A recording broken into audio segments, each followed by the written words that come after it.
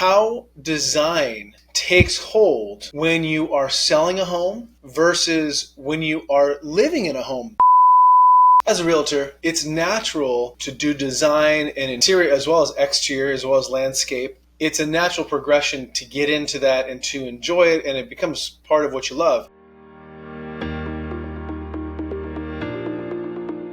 As a realtor, there are so many different hats that I wear that most agents, any agent, is going to wear. What I wanted to talk about is there is a tremendous difference, and I've talked about it before, really about if you're living in a home and it is always showcase. Absolutely, I'll say it again, God bless you if you can keep it perfect and clean and dusted perfectly all the time. No knickknacks anywhere. God bless you. On the flip side of that, if you're living in a home, on the same page of that, if you're living in the home and it's not clean, which is very typical, what you're going to see is, okay, grandma and grandpa are coming over, shove all your stuff into the closet. This is how it looks. Of course, that's not how it looks, right? But that's typically how we try to portray ourselves. Now, there's different ways that when we do sell a home, things need to look a little differently.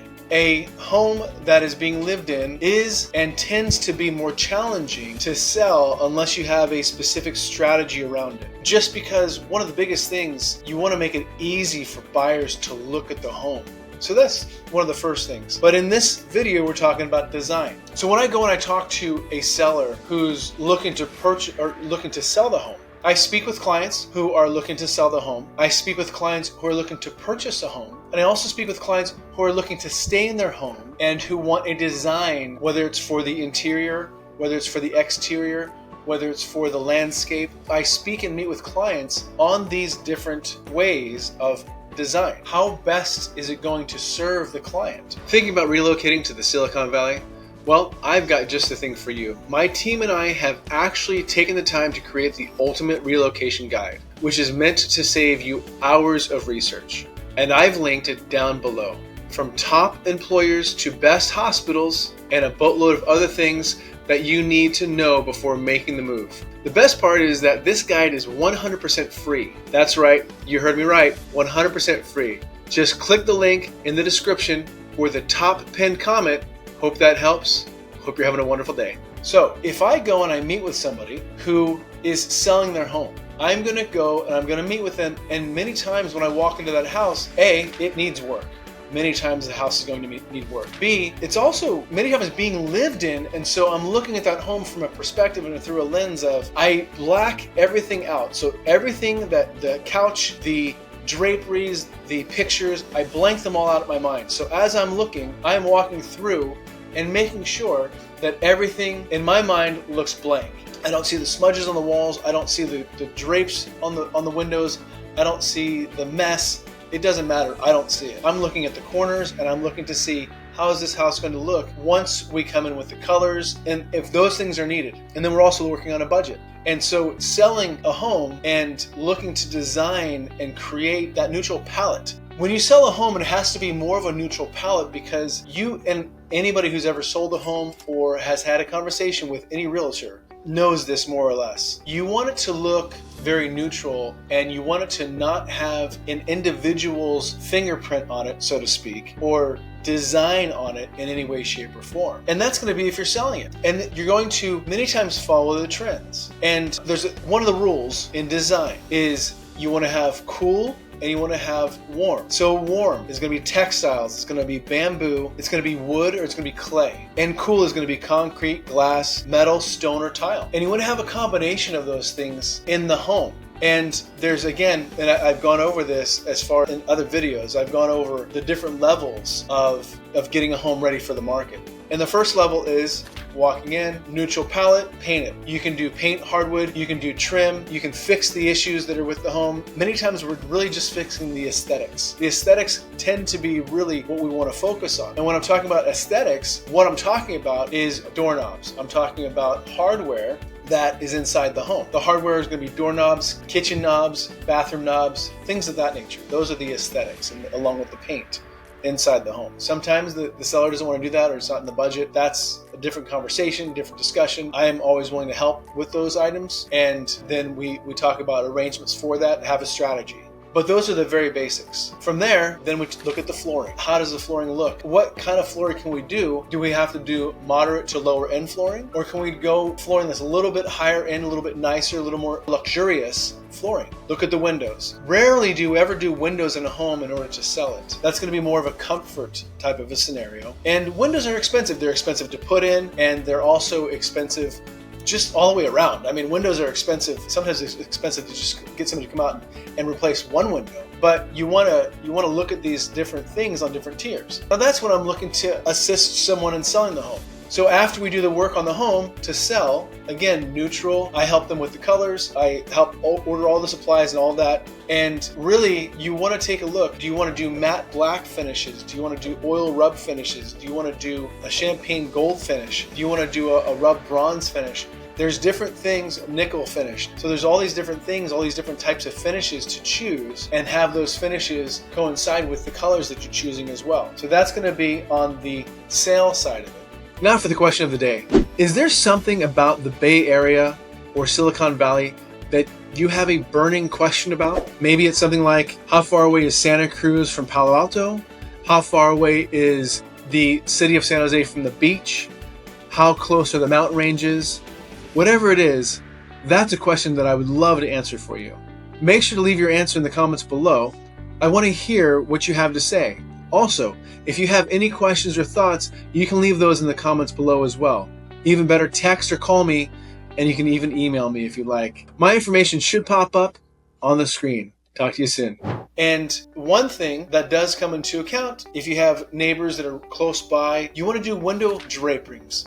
You want to do window drapings, you want to do window coverings as well. And so that tends to be a whole separate piece. With window coverings, what you want to do is you want to make sure that the window coverings go all the way up so there's virtually nothing showing. And then if you do drapes, you want to have them off to the side. And the color scheme is going to be something that, again, staying neutral, you can have pops of color here and there, but if you stay neutral, those pops of color really stand out. So when you're looking to stay in the home, now I recently heard this, it's a lot of fun, and this is fantastic.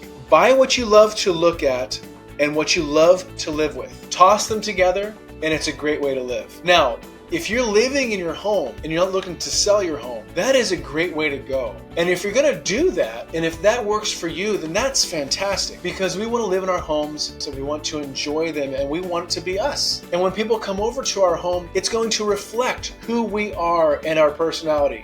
And believe me, I know what it looks like when somebody has a personality in their home. I've seen it millions of times, and I'm sure you have too. Sometimes when you walk into a home, it's not inviting. And sometimes when you walk into that home, it doesn't feel good, it doesn't feel inviting, and it doesn't feel cohesive, and it doesn't feel smooth.